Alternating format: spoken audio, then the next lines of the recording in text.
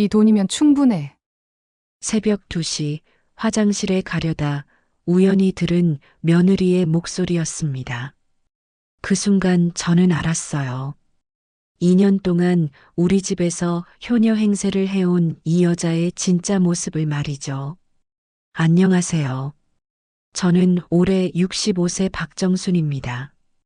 서울에서 35년째 살고 있는 평범한 할머니죠. 젊은 시절에는 초등학교 교사로 30년간 근무했고 퇴직 후에는 남편과 함께 작은 분식집을 운영하며 열심히 살았어요. 남편이 3년 전 하늘나라로 떠난 후에는 혼자 지내고 있지만 평생 검소하게 살면서 모은 돈과 남편이 일찍부터 관심을 가졌던 부동산 덕분에 그럭저럭 여유로운 노후를 보내고 있었습니다. 남편은 젊을 때부터 부동산에 눈이 밝았어요. 방배동 일대가 개발되기 전부터 하나씩 매입해뒀더니 지금은 제법 가치가 올랐죠. 아파트 한 채와 상가 2채 정도 있어서 매달 임대료도 들어오고 평생 모은 예금도 상당해요. 물론 저는 이런 걸 자랑하고 다니지는 않아요. 그저 아들에게 부담 주지 않고 살 수 있어서 감사할 따름이었거든요. 저에게는 하나뿐인 보물, 아들 민준이가 있습니다. 42세인 민준이는 건축을 전공하고 대기업에서 몇 년 근무한 후 5년 전부터 작은 건설회사를 운영하고 있어요. 성실하고 착한 성격이라 사업도 나름 잘 되고 있었죠. 다만 첫 번째 결혼해서 성격 차이로 이혼을 한 후 4년간 홀로 지내며 일에만 매달려 있었어요. 엄마로서 민준이가 혼자 있는 모습이 얼마나 안쓰러웠는지 몰라요. 아무리 재혼을 권해봐도 엄마 저는 이제 혼자 사는 게 편해요라며 시큰둥해했거든요. 그런 민준이가 2년 전 갑자기 소영이라는 여자와 재혼하겠다고 했을 때는 정말 깜짝 놀랐어요. 처음 소영이를 만났을 때를 지금도 생생히 기억해요.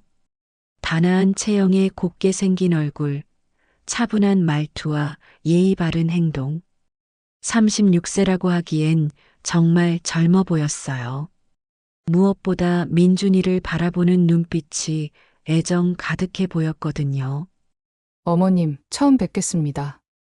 민주 씨로부터 어머님 이야기를 정말 많이 들었어요. 앞으로 정말 잘해드릴게요. 민주 씨와 함께 어머님을 모시는 게 제 꿈이었어요. 그날 소영이가 준비해온 선물도 마음에 들었어요. 고급 한정식 집에서 포장해온 음식과 제가 좋아하는 녹차, 그리고 비싼 마사지 쿠션까지. 어떻게 제 취향을 그렇게 정확히 알았는지 신기할 정도였어요. 그때 저는 속으로 생각했죠. 아, 우리 민준이한테는 정말 좋은 사람이 온 거구나. 이렇게 예쁘고 착하고 세심한 며느리라니. 주변 이웃들도 소영이를 보고는 입을 모아 부러워했어요. 이웃 김씨 아주머니는 그러더군요. 정순이 언니 정말 좋겠네. 요즘 세상에 저런 며느리가 어디 있어? 우리 며느리도 좀 배워야겠다라고 말이에요. 결혼식도 정말 아름다웠어요. 소영이는 웨딩드레스를 입고도 수줍어하면서 저한테 와서 인사를 드리더라고요. 어머님, 이제 정말 어머님의 딸이 됐어요. 부족한 며느리지만 평생 잘 부탁드려요. 그 순간 저는 눈물이 핑 돌았어요. 오랫동안 혼자였던 민준이가 드디어 좋은 사람을 만났다는 기쁨과 저에게도 딸 같은 며느리가 생겼다는 감사함 때문이었죠. 결혼 후 소영이는 정말 완벽한 며느리였습니다. 신혼여행에서 돌아온 지 일주일도 안 되어서 저에게 안부 전화를 드리더라고요. 어머님, 신혼여행 잘 다녀왔어요. 제주도에서 어머님 드릴 선물도 사왔으니까 조만간 인사드리러 갈게요. 그때부터 소영이는 저에게 매주 빠짐없이 안부 전화를 했어요. 명절이 다가오면 며칠 전부터 와서 차례 준비를 도와주고 제가 감기라도 걸렸다고 하면 바로 달려와서 죽을 끓여주고 병원까지 모셔다 주었죠. 특히 작년 겨울에 제가 독감으로 고생할 때는 정말 감동이었어요.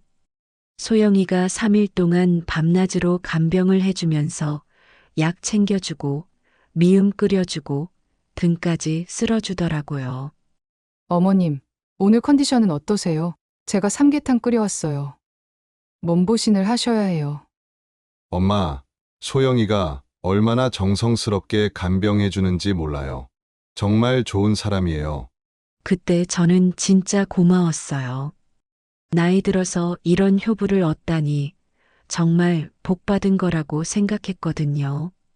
다른 할머니들한테도 자랑을 했을 정도였어요. 하지만 행복한 시간은 오래 가지 않았어요. 3개월 전부터 뭔가 미묘하게 이상한 점들이 눈에 띄기 시작했거든요. 처음에는 아주 사소한 거였어요.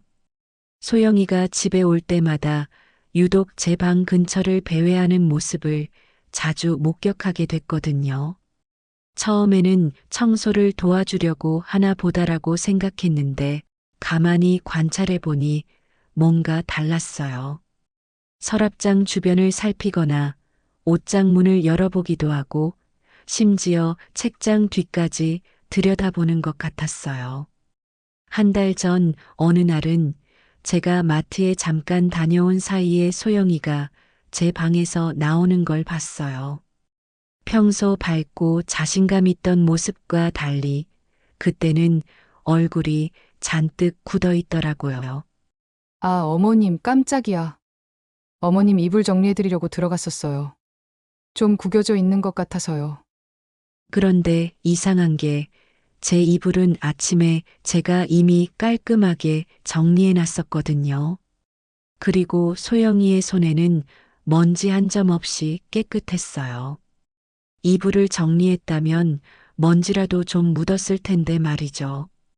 그때부터 뭔가 의심스러웠지만 며느리를 의심한다는 게 미안해서 그냥 넘어갔어요. 내가 나이가 들어서 괜한 의심을 하나? 하고 자책하기도 했고요. 두 번째 이상한 일은 3주 전이었어요. 소영이가 저를 병원에 데려다 주고 나서 제가 진료를 받는 동안 혼자 밖에서 기다리고 있겠다고 했어요. 그런데 진료가 생각보다 빨리 끝나서 밖으로 나왔는데 소영이가 누군가와 심각한 표정으로 통화를 하고 있더라고요. 제가 다가가자 소영이가 급히 전화를 끊고는 밝게 웃으면서 말했어요. 어머님, 진료 다 받으셨어요? 친구가 급한 일로 전화했어요. 그런데 이상했던 건 통화 내용이 친구와의 일상 대화 같지는 않았거든요. 뭔가 중요한 일을 논의하는 것 같은 진지한 분위기였어요. 정말 결정적인 순간은 2주 전이었어요. 소영이가 민준이와 함께 놀러 왔는데 민준이가 담배 피우러 베란다로 나간 사이였죠. 저는 화장실에 가려고 일어섰는데 깜빡하고 휴대폰을 방에 두고 온 걸 떠올랐어요. 조용히 방으로 들어가려는데, 이게 뭐지? 소영이가 제 서랍장 앞에 쪼그려 앉아서 뭔가를 뒤지고 있는 게 아니겠어요? 그 순간 저는 숨을 죽이고 문틈으로 지켜봤어요. 소영이는 제가 소중히 보관하던 중요 서류들이 든 봉투를 꺼내서 하나하나 살펴보고 있었어요. 특히 제 통장을 꺼내더니 휴대폰으로 사진을 찍고 있더라고요. 계좌번호와 잔고를 확인하고 있었던 거죠. 저는 그 순간 온몸에 소름이 돋았어요. 하지만 바로 나서지는 못했어요. 혹시 제가 잘못 본 건 아닌가, 아니면 민준이를 위해서 가정 경제 상황을 파악하려는 건 아닌가 하는 생각도 들었거든요. 결국 저는 조용히 뒤로 물러나서 한동안 기다린 후에 들어갔어요. 소영이는 언제 그랬냐는 듯 자연스럽게 휴대폰을 만지작거리고 있더라고요. 소영아, 여기서 뭐 하고 있었니? 아, 어머님. 민주 씨가 어머님 방에서 담배 냄새가 난다고 해서 방향제를 좀 뿌려드리려고 했어요. 그런데 이상하게도 방향제는 어디에도 보이지 않았어요. 그때 저는 확신할 수는 없지만 뭔가 불안한 기분이 들기 시작했어요. 하지만 그때도 저는 명확한 증거가 없어서 그냥 넘어갔어요. 혹시 제가 괜한 의심을 하는 건 아닌가 싶기도 했고, 무엇보다 민준이가 그렇게 좋아하는 아내를 믿고 싶었거든요. 그러던 어젯밤, 드디어 결정적인 순간이 왔습니다. 소영이와 민준이가 저녁을 함께 먹고 늦게까지 저희 집에 있었어요. 민준이는 거실에서 TV를 보고 소영이는 설거지를 도와주고 있었죠. 저는 일찍 잠자리에 들었어요. 그런데 새벽 2시쯤 화장실에 가려고 일어났는데 거실에서 누군가 속삭이는 소리가 들렸어요. 민준이는 이미 깊이 잠들어 있었는데 소영이가 누군가와 통화를 하고 있더라고요. 저는 조심스럽게 거실 쪽으로 다가가서 귀를 기울였어요. 그리고 들은 말에 가슴이 덜컥 내려앉았어요. 응, 이제 거의 다 끝나가. 할머니 통장 잔고 확인했는데 우리가 생각했던 것보다 훨씬 많아. 예금만 6억 넘고 부동산까지 합치면 12억은 될 거야. 저는 그 순간 온몸이 떨렸어요. 설마 하던 의심이 현실이 되는 순간이었거든요. 이 돈이면 충분해. 우리 계획대로 되면 정말 좋을 거야. 이제 마지막 단계만 남았어. 할머니한테 유언장 쓰게 하는 것만 남았다고. 그 다음에 들린 말은 더욱 충격적이었어요. 김민주는 이미 내 손 안에 있으니까 걱정 마. 이 사람은 의심이라는 걸 몰라. 너무 순진해. 그 순간 저는 깨달았어요. 지난 2년간 우리 가족을 완벽하게 속여온 이 여자의 진짜 정체를 말이에요. 소영이는 처음부터 저희 집 재산을 노리고 계획적으로 접근한 사기꾼이었던 거죠. 제가 살면서 이렇게 큰 배신감을 느껴본 적이 없었어요. 그동안 얼마나 정성스럽게 대해줬는데 이 모든 게 다 연기였다니요. 더 화가 났던 건 제 순진한 아들도 이 여자의 계략에 놀아나고 있다는 사실이었어요. 하지만 저는 당황하지 않았어요. 65년을 살아오면서 세상의 쓴맛 단맛을 다 봐왔거든요.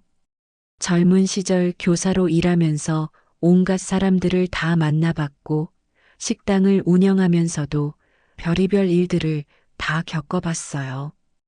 이 정도로 넘어갈 박정순이 아니라는 걸 보여줄 때가 온 거죠. 다음 날 아침 소영이는 언제 그랬냐는 듯 다시 완벽한 효녀 연기를 시작했어요. 어머님, 어젯밤 잘 주무셨어요? 오늘 날씨가 정말 좋으니까 산책하러 나가실까요? 제가 모셔다 드릴게요. 저는 아무렇지 않은 척 환하게 웃으며 대답했어요. 그래, 소영아. 고맙다.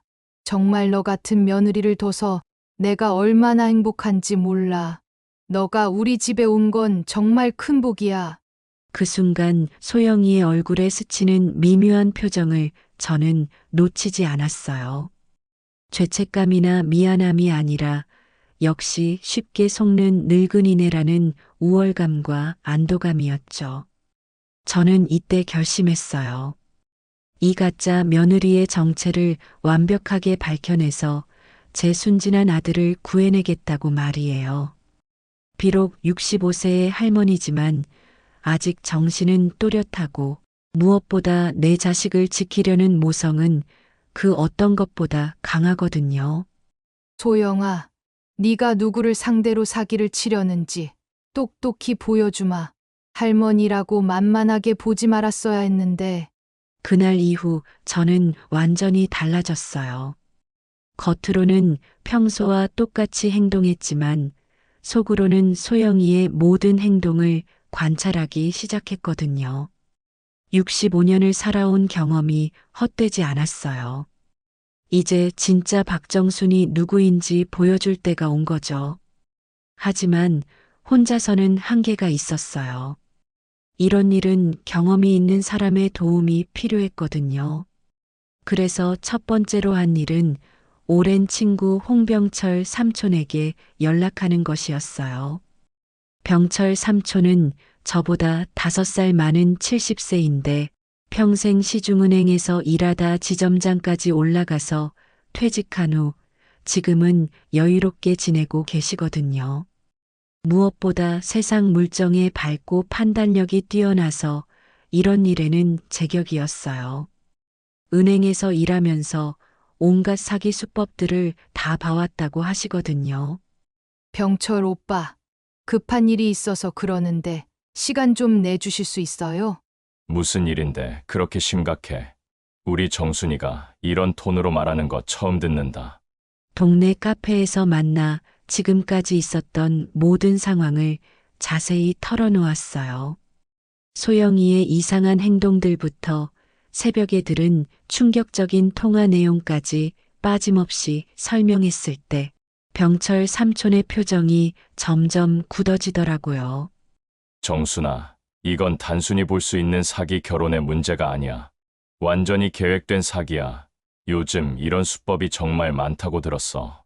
삼촌은 은행에서 30년 넘게 일하면서 온갖 금융 사기를 다 봐왔다고 하더라고요.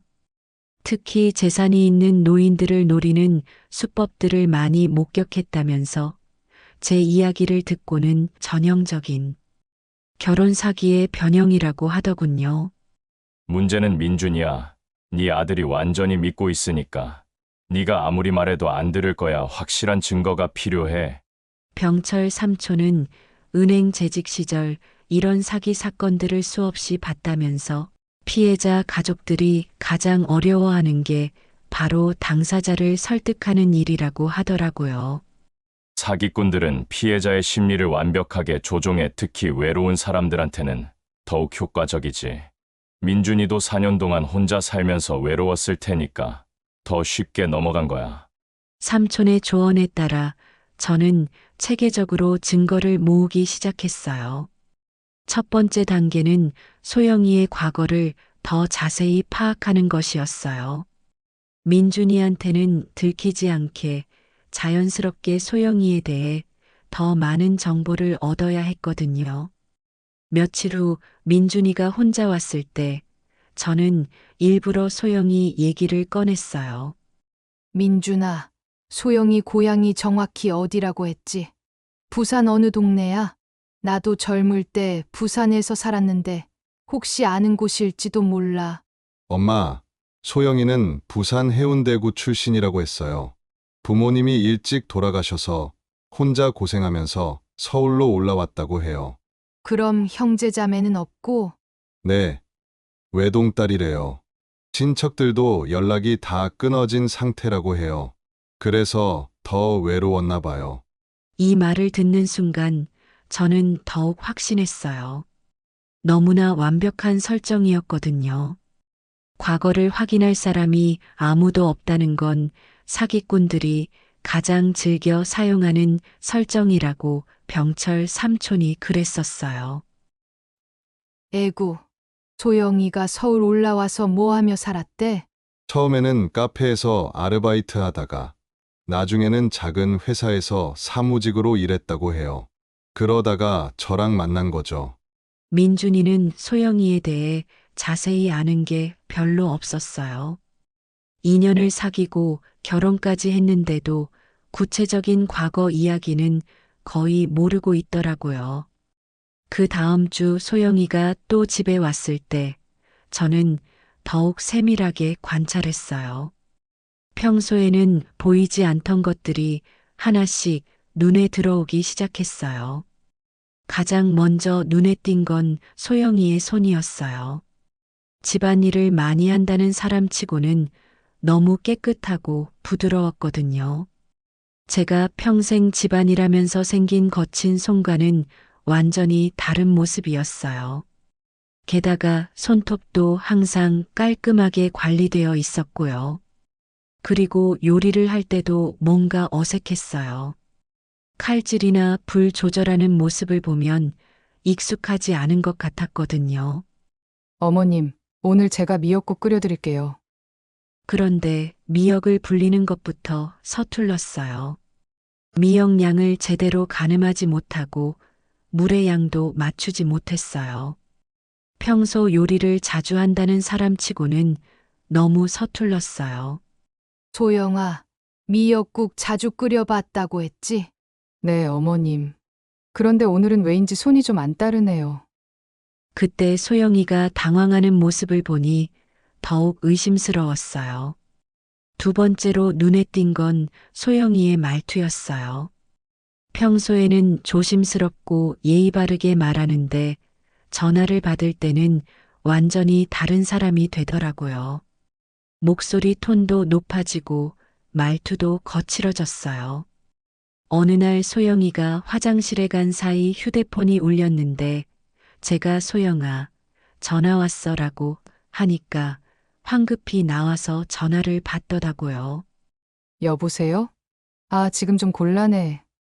나중에 다시 전화할게. 그때 소영이의 표정과 말투가 평소와 너무 달랐어요. 뭔가 급하고 초조해하는 모습이었죠.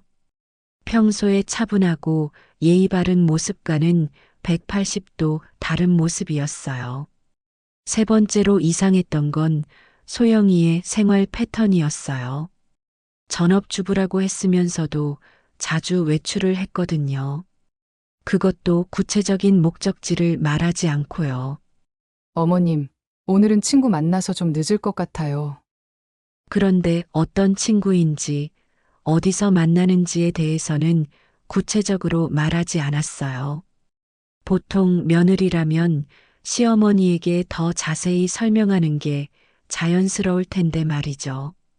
더욱 결정적인 증거를 잡은 건 그 다음 주였어요. 소영이가 민준이와 함께 왔는데 민준이가 급한 전화를 받고 잠깐 밖에 나간 사이에 소영이가 또 제 방 쪽으로 향하더라고요. 이번에는 저도 완전히 준비가 되어 있었어요. 소영이가 제 방에 들어간 후 저는 조용히 뒤따라가서 문틈으로 지켜봤어요. 소영이는 이번에는 더 대담하게 행동했어요.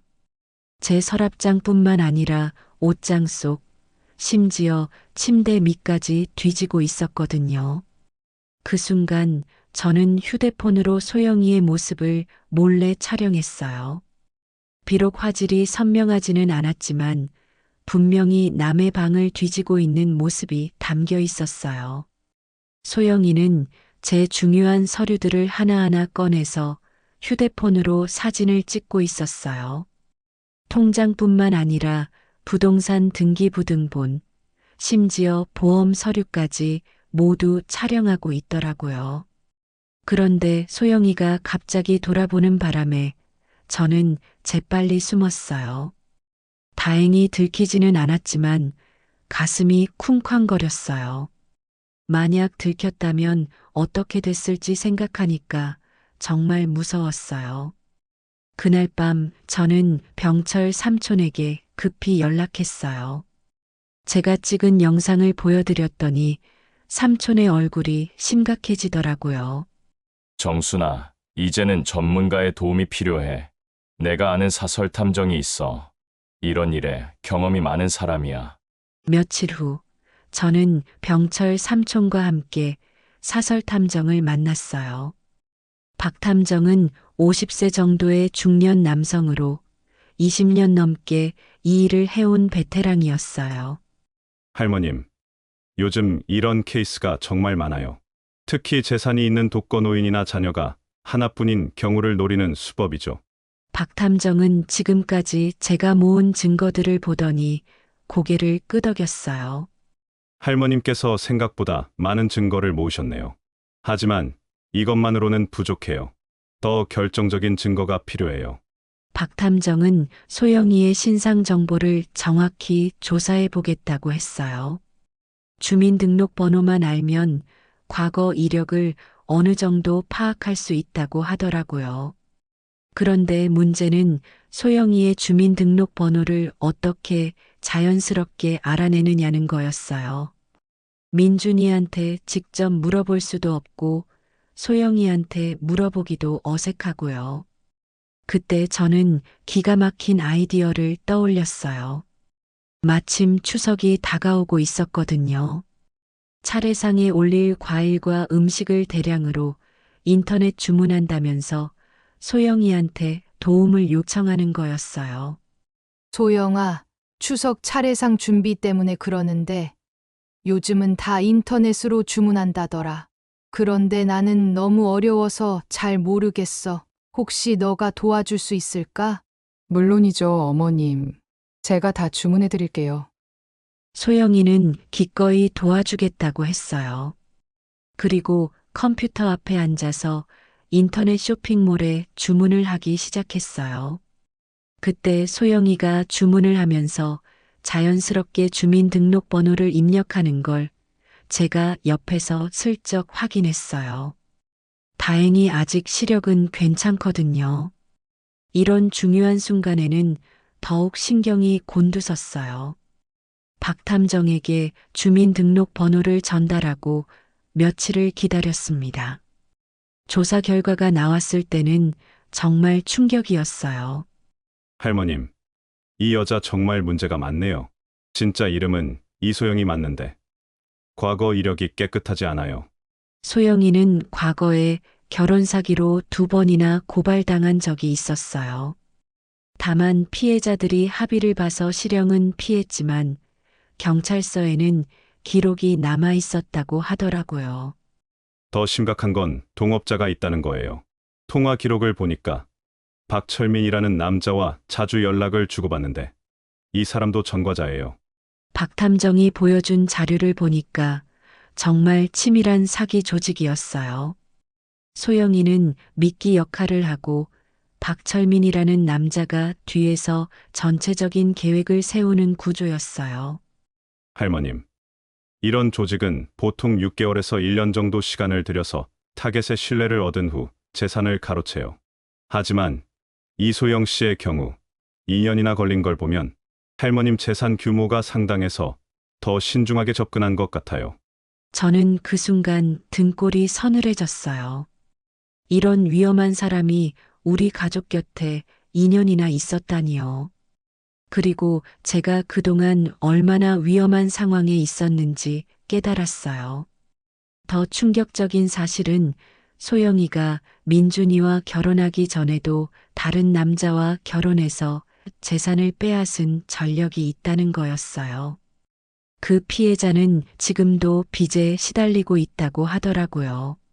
그 피해자는 60대 호랍이었는데 자식들과도 사이가 멀어져서 지금은 완전히 혼자 살고 있어요. 소영 씨가 재산을 다 털어간 후에는 자식들마저 등을 돌린 상태래요. 그 얘기를 듣고 저는 정말 분노가 치밀어 올랐어요. 어떻게 사람이 이렇게 악할 수 있을까요? 박탐정은 더 구체적인 증거를 잡기 위해서 소영이의 행동을 직접 감시해 보자고 제안했어요. 할머님, 이제 경찰에 신고해도 되지만 더 확실한 증거가 있으면 좋겠어요. 직접 현장을 잡는 게 가장 확실하거든요. 며칠 후 저는 더 확실한 증거를 얻기 위해 작은 녹음기를 샀어요. 요즘 나온 작은 녹음기들은 정말 신기하더라고요. 동네 전자상가에서 손자 공부하는 걸 녹음하려고 한다고 하니까 친절하게 설명해 주더라고요. 그 녹음기를 거실 한쪽에 몰래 숨겨놨어요. 소영이가 또 새벽에 누군가와 통화할지도 모르니까요. 그리고 며칠 후 드디어 결정적인 순간이 왔어요. 소영이와 민준이가 또 늦게까지 있다가 민준이만 먼저 잠자리에 들고 소영이가 거실에 혼자 남아 있었어요. 저는 잠든 척하면서 귀를 쫑긋 세우고 있었는데 역시나 소영이가 누군가에게 전화를 걸더라고요. 오빠, 나야? 지금 괜찮아. 응, 할머니는 완전히 속고 있어. 의심하는 기색이 전혀 없어. 이 말을 듣는 순간 저는 분노가 치밀어 올랐어요. 하지만 꾹 참고 계속 들었어요. 김민준도 완전히 내 편이야. 어제도 자기 엄마한테 나 자랑하더라고. 소영이가 없으면 안 된다고 말이야. 그 다음에 나온 말들은 더욱 충격적이었어요. 유 원장 얘기는 아직 조심스러워. 너무 급하게 하면 의심받을 수 있어. 좀 더 시간을 두고 자연스럽게 접근할 거야. 할머니가 병원에 자주 다니니까 그걸 이용해서 건강이 안 좋다고 불안감을 조성하는 것도 좋을 것 같아. 저는 그 순간 정말 소름이 돋았어요. 이 여자가 얼마나 치밀하게 계획하고 있는지 알 수 있었거든요. 돈은 걱정 마.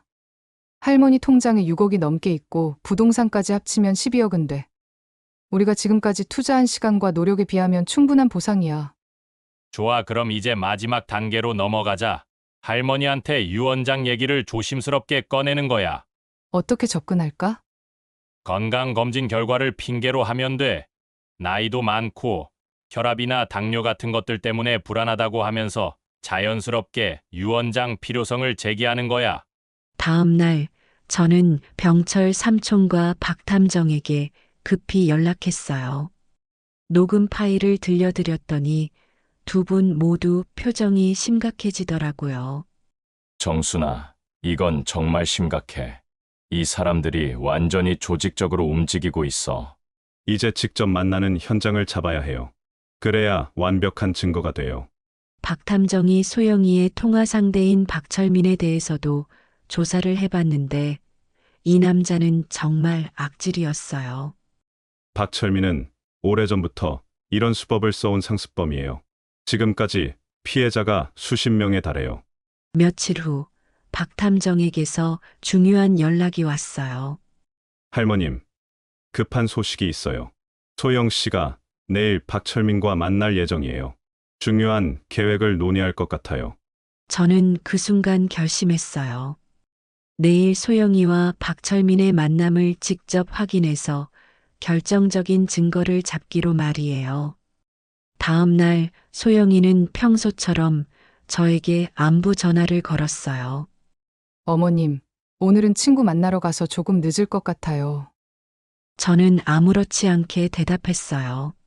그래, 소영아. 조심해서 다녀와라. 하지만 속으로는 드디어 꼬리를 잡았구나 하고 생각했어요. 박탐정과 함께 소영이가 만나기로 한 강남 역삼동의 커피숍으로 갔어요.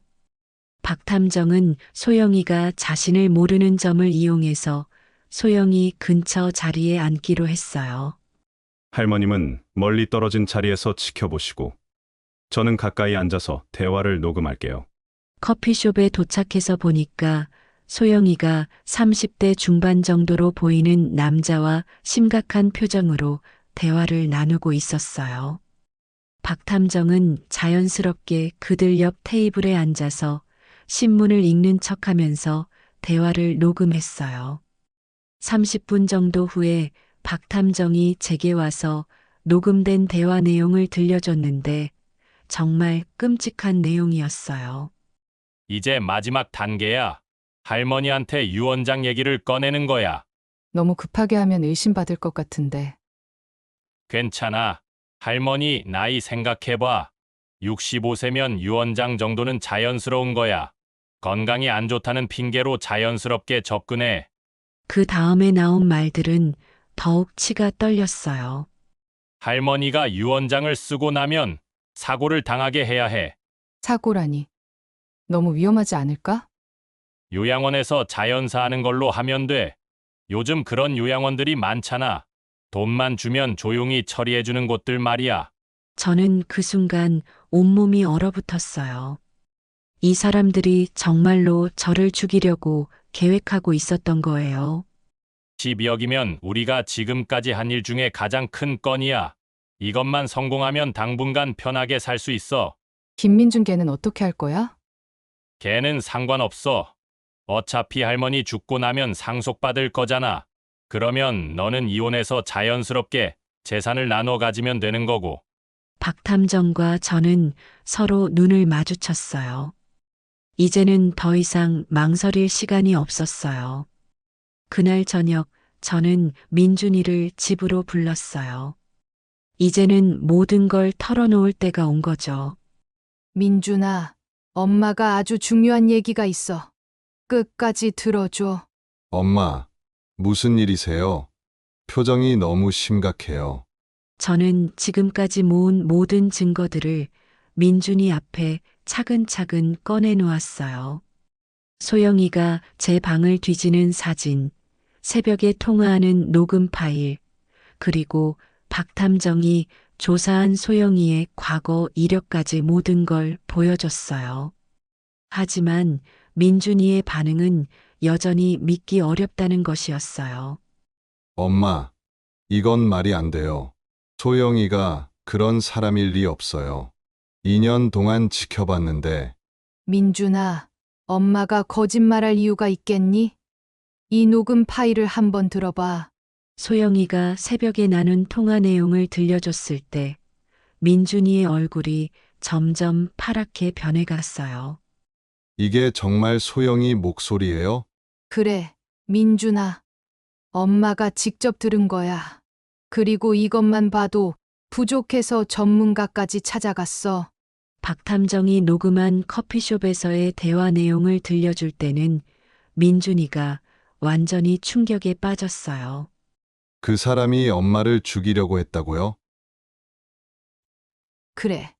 유언장을 쓰게 한 다음에 요양원에서 자연사하게 만들 계획이었어. 민준이는 한동안 아무 말도 하지 못했어요.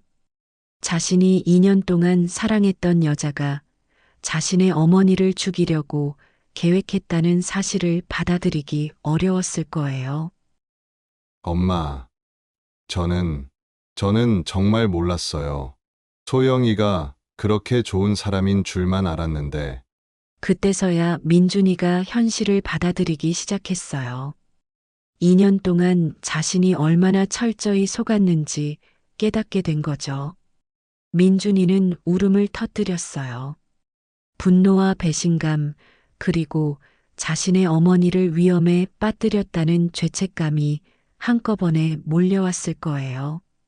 엄마, 정말 죄송해요. 제가 바보였어요. 엄마를 이런 위험에 빠뜨리다니. 민준아, 네 잘못이 아니야. 이 사람들이 워낙 교묘하게 속인 거야.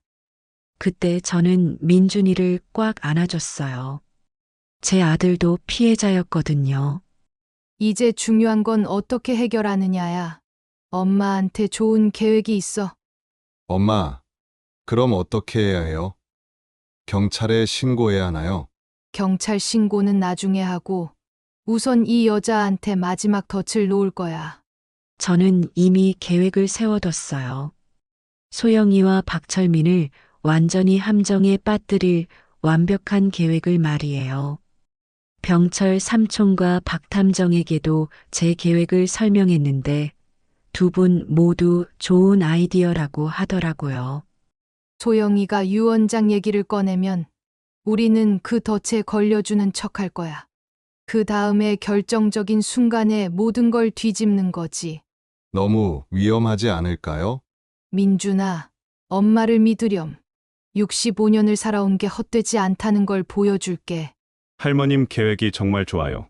이렇게 하면 완전한 증거를 잡을 수 있어요. 며칠 후 소영이가 예상대로 유언장 얘기를 꺼내기 시작했어요. 어머님, 요즘 건강검진 받으시면서 많이 걱정이 되시죠? 그러게 말이야. 나이가 나이인지라 이것저것 걱정이 많아. 어머님, 혹시 유언장 같은 거 준비해 두시는 게 어떨까요? 만약을 대비해서 말이에요. 바로 그 순간이었어요. 소영이가 드디어 본색을 드러내기 시작한 거죠. 유언장. 그런 걸 써야 하나? 네, 어머님. 민준 씨를 위해서라도 미리 정리해 두시는 게 좋을 것 같아요. 저는 속으로 웃었어요. 드디어 이 여자가 꼬리를 드러내기 시작한 거죠. 그런데 소영아, 유언장을 어떻게 써야 하는지 잘 모르겠어. 도와줄 수 있겠니? 물론이죠, 어머님. 제가 도와드릴게요. 그 순간 소영이의 눈에서 번뜩이는 탐욕스러운 빛을 저는 놓치지 않았어요. 저는 속으로 생각했습니다. 하지만 소영아, 네가 생각하는 대로 될 것 같니? 이제부터가 진짜 시작이야. 이 할머니가 얼마나 무서운 사람인지 똑똑히 보여줄게. 며칠 후 소영이는 본격적으로 유언장 얘기를 꺼내기 시작했어요. 어머님, 제가 인터넷으로 찾아보니까 요즘은 공증사무소에서 쉽게 유언장을 작성할 수 있대요. 그래. 그럼 한번 가볼까? 드디어 이 여자가 본색을 완전히 드러내기 시작한 거죠. 어머님, 혹시 재산을 어떻게 분배하실 생각이세요? 당연히 민준이한테 다 물려줘야지. 그런데 소영아, 너도 우리 가족이니까 네 몫도 있어야 하는 거 아니겠니? 그 말을 들은 소영이의 표정이 확 밝아지더라고요. 어머님, 정말 고맙긴 하지만 그래도 되나요? 물론이지. 네가 얼마나 나를 잘 돌봐줬는데 민준이와 반반 나눠 가져도 될 것 같아.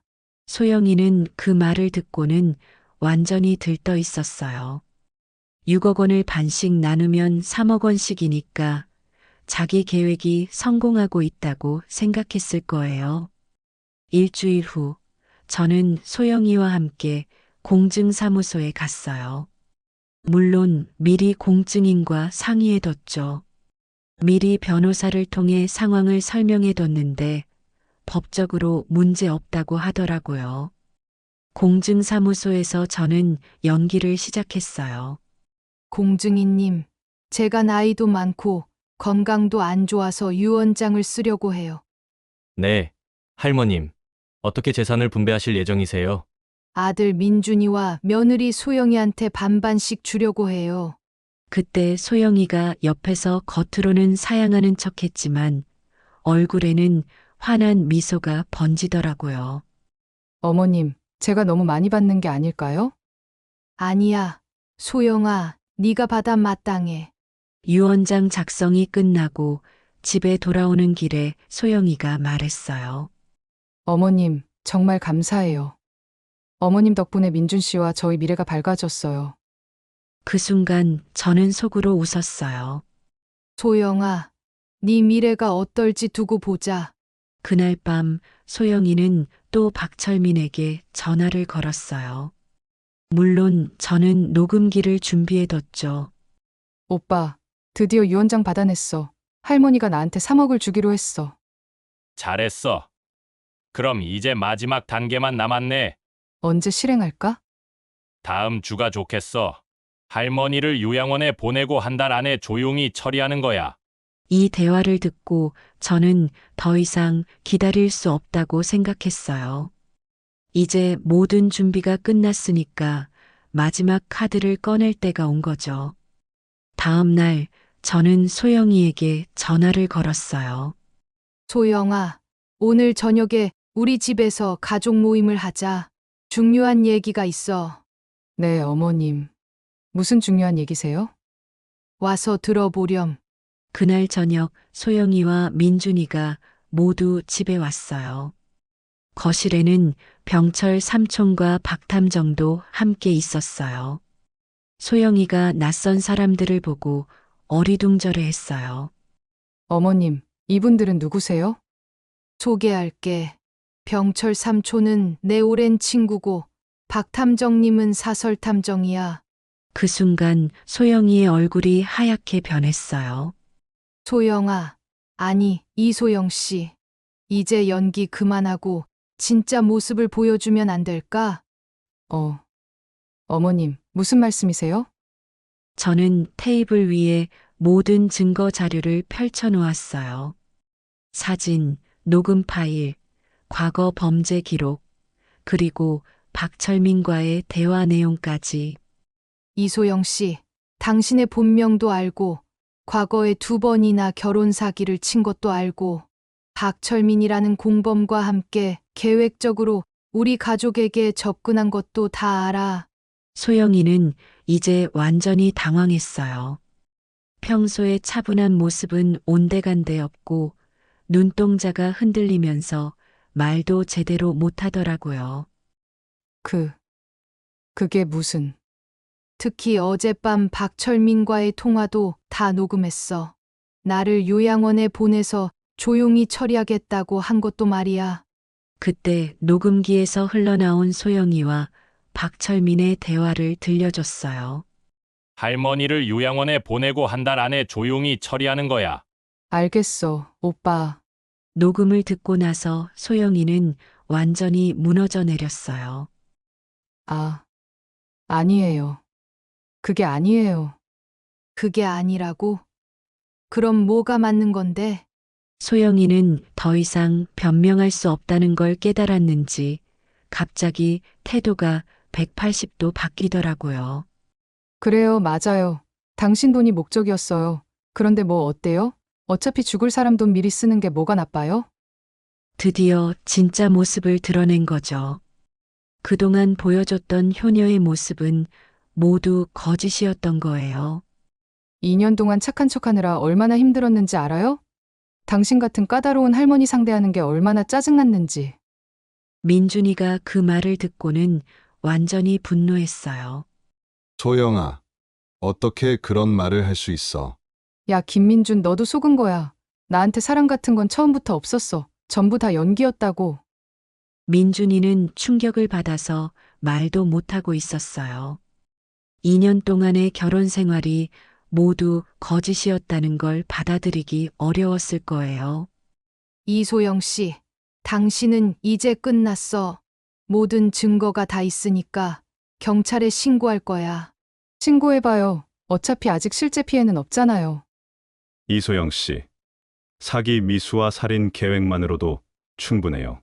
게다가 과거 전과까지 있으니까 이번엔 시형 피하기 어려울 거예요.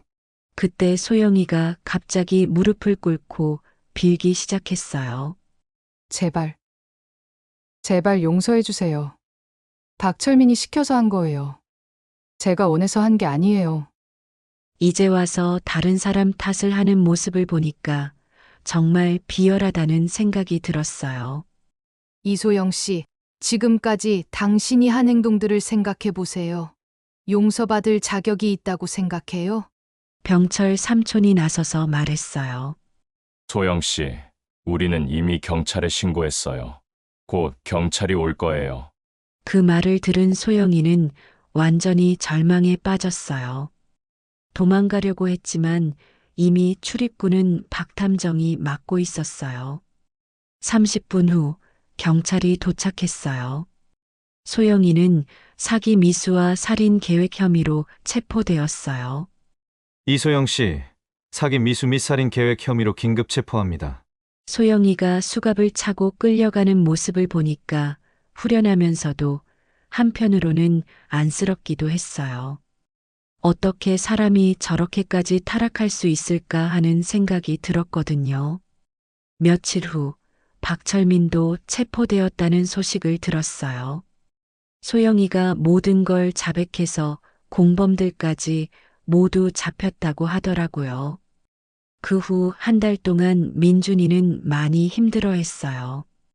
2년 동안 사랑했던 사람이 자신과 자신의 어머니를 속였다는 충격에서 쉽게 벗어나지 못했거든요.